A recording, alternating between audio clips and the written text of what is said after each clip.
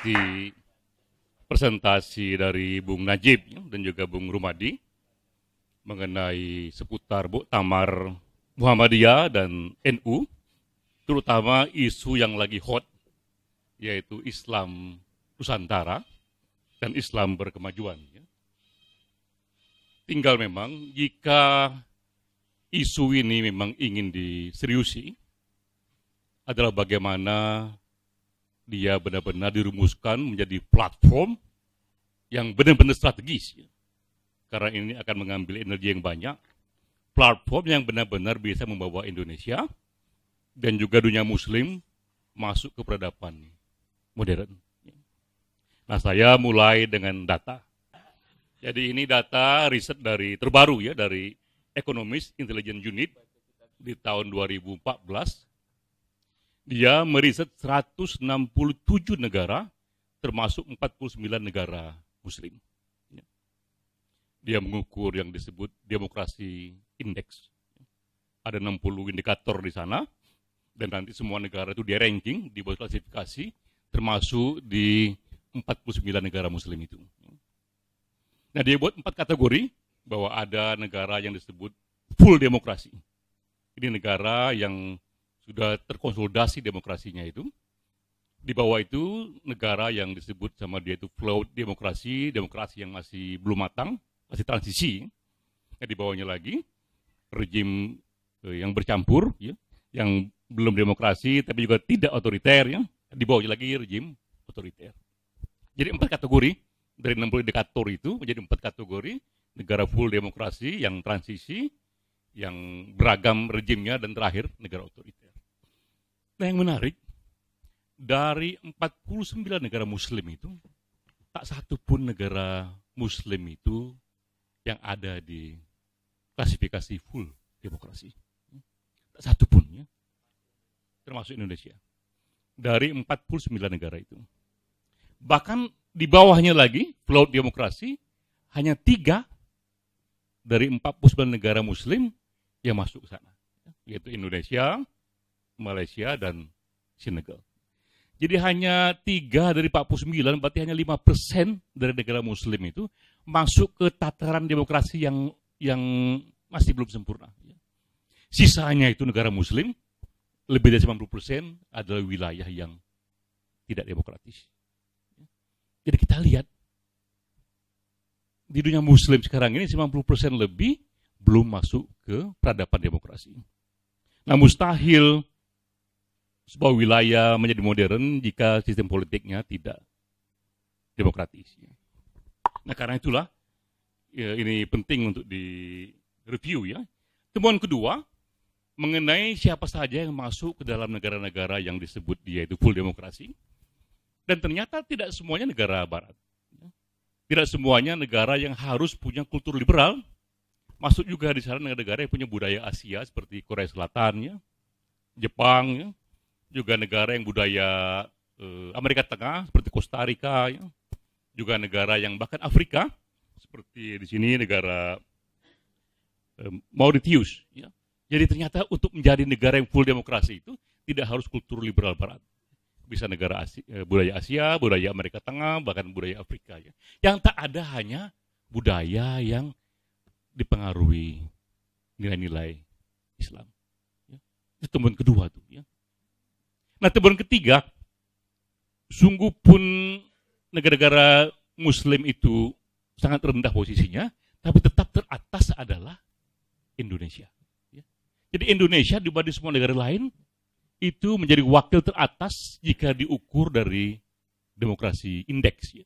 Dia ada di urutan ke-49, Malaysia 65 di bawahnya, Senegal lebih bawah lagi, 74. Ya. Turki jauh lebih bawah lagi. Nah, dari data ini kita bisa ambil kesimpulan bahwa Indonesia memang negara yang sekarang ini paling realistis untuk memulai memasukkan negara muslim ke dunia demokrasi. Jadi Indonesia diukur dari riset-riset yang indikatornya itu begitu komprehensif, memang satu-satunya negara yang bisa menjadi project masuknya dunia muslim ke tataran demokrasi. Jika Indonesia bisa, yang lain juga bisa. Nah, di sini saya lihat mengapa strategi sebagai Indonesia untuk mengembangkan sebuah platform keislaman yang berbeda. Platform yang nantinya itu dia sangat kompatibel dengan semua nilai yang berkembang dalam tataran demokrasi. Ya. Dan pastilah dia bukan platform yang tumbuh di Timur Tengah sana, karena majoriti negara Timur Tengah itu negara yang tingkat otoritasnya, tingkat rejim otoriternya itu begitu dalam. Ya. Nah, di sini wacana Islam Nusantara, wacana Islam berkemajuan menemukan signifikannya. Ya. Tinggal masalahnya jika memang ini mau masuk ini barang nih, ya, maka kerja yang ada adalah bagaimana membuat roadmap, ya, memindahkan wacana menjadi sebuah movement. Sekarang ini dia masih wacana karena masih begitu longgar, ya, baik Islam kemajuan ataupun Islam Nusantara, bagaimana dia diubah menjadi movement. Ya. Nah, untuk jadi movement dia ada 3 unsur. Pertama, dia harus punya platform yang begitu kokoh. Ya. Di platform ini ditinjau dari konsep-konsep yang operasional, dia begitu kokoh. Ya. Nah, itulah yang saya kira belum ada. Ya. Tadi Bung Rumadi membuat pointers, ya, ada 6 poin itu. Yang tadi ada poin dialog non kekerasan, poin nasionalisme, poin tekan masyarakat, ya. Tapi itu bukan sebuah ideologi yang visioner. Nah, untuk ininya bandingannya kita bisa lihat gerakan agama apa yang pernah begitu besar efeknya dalam 50 tahun terakhir. Nah, itu adalah di dunia Katolik, teologi pembebasan. Dan dimulai justru dengan sebuah buku Gustavo Guterres itu, Liberation Theology. Nah, itulah roadmap yang harus kita capai. Membuat satu buku yang begitu kuat platformnya, tapi juga dia kuat visi ideologisnya. Tidak cukup hanya pointers, ya. Nah, apa yang terjadi dengan teologi pembebasan? Itu dia mengawinkan doktrin agama Katolik dengan ideologi yang paling progresif di zaman itu. Itu Marxisme. Ya. Dikawinkan oleh Gustavo itu. Bahkan dia ketika dia menjadikan ketidakadilan ekonomi sebagai satu isu penting dari teologi pembebasan, dia pakai juga teori sosial yang paling progres saat itu, yaitu teori independensi. Ya. Jadi sebuah buku keagamaan yang kemudian memasukkan sebuah ideologi yang paling progresif saat itu, Marxisme, ya, dan juga sebuah teori akademik yang paling maju saat itu, teori independensi. Jadilah dia sebuah buku, sebuah platform yang kokoh sebagai sebuah buku putih, ya, sebuah platform gerakan. Ya.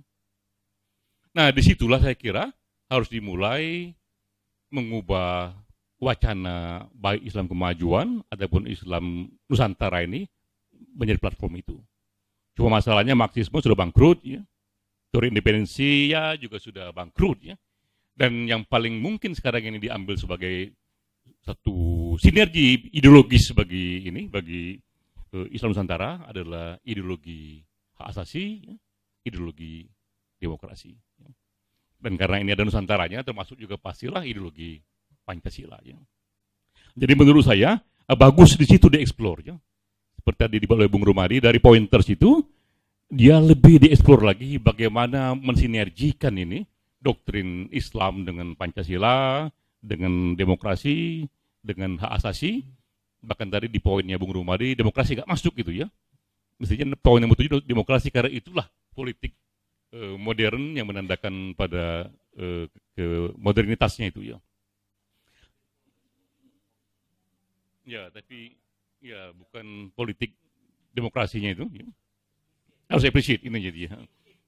Nah, karena juga di situ tadi dari risetnya ekonomis unit itu justru disitulah defisit yang paling besar di dunia Muslim, ya. Nah, setelah platform itu selesai, dia pun hanya bisa jadi platform saja, tidak menjadi movement jika tidak didukung oleh satu political power yang kuat sekali. Ya. Nah, di sini kita bisa mencontoh gerakan Wahabisme itu, ya. Walaupun secara ideologis kita tidak setuju, tapi secara metode gerakan itulah yang benar. Ya. Gerakan itu hanya terjadi jika kekuatan platform kawin dengan kekuatan politik praktis. Ya. Dan terjadilah itu antara pemikir Wahab itu dengan dinasti Saud, ya, yang kemudian diteruskan melalui aneka raja-raja berikutnya itu. Ditambah lagi mengalir pula petrodolarnya itu. Ini sebuah movement dia menjadi kuat jika gagasannya kuat, didukung oleh kekuatan politik yang kuat, dan ada dana besar di belakang itu. Jadi dia, ya. Itu unsur kedua, bahwa platform itu nanti didukung oleh kekuatan politik ataupun dana. Nah, unsur ketiga, dia menjadi isu bersama dari civil society yang beragam. Barulah dia menjadi satu gerakan, ya, yang sangat bisa mempengaruhi sebuah masa. Ya. Nah, sekarang kita lihat ininya, kita lihat peta itu, ya. Ini yang wacana yang masih begitu liar, longgar tentang Islam berkemajuan, Islam Nusantara. Sementara kalau dia mau jadi movement, itu modelnya itu adalah teologi pembebasan atau Wahabisme, tapi sisi progresifnya.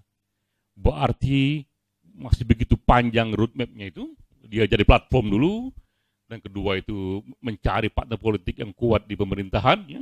Apalagi jika nanti Jokowi mengatakan menteri agamanya pun juga dia inginkan menjalankan platform Islam Nusantara misalnya, atau platform Islam berkemajuan, sehingga dananya pun lebih banyak diarahkan ke semua gerakan kegiatan agama yang berhubungan dengan itu.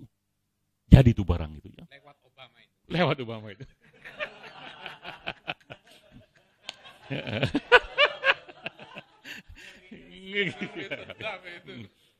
Nah, setelah itu barulah dia menjadi isu di gerakan civil society, ya. Nah, tinggal masalahnya di mana kita mau mulai itu, ya.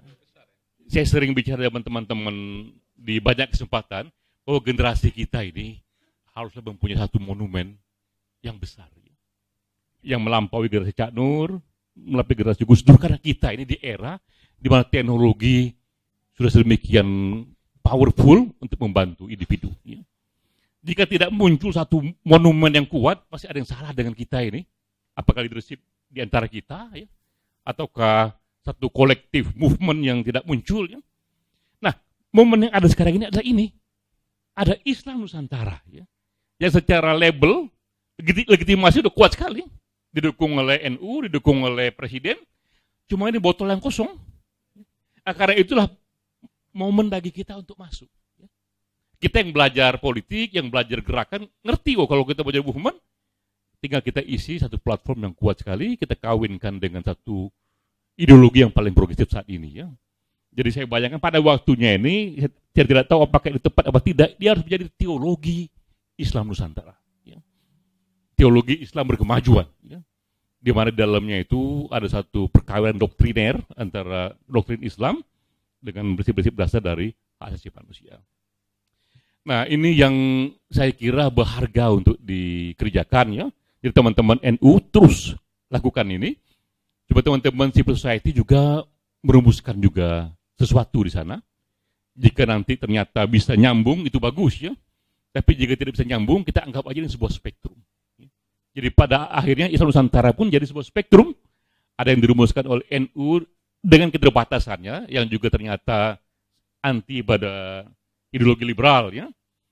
Dengan pemahaman kita bahwa kalau ini mau jadi sebuah gerakan, dia akan tidak terlalu banyak gunanya, kecuali kalau dia bisa membawa kita pada satu peradaban baru yang mau tidak mau kentalnya ideologi hak asasi manusia di sana. Jadi kita pun berkepentingan ikut merumuskan platform itu, ya. Jadi roadmap itulah yang sekarang ini kita harapkan dibuat. Wassalamualaikum warahmatullahi wabarakatuh.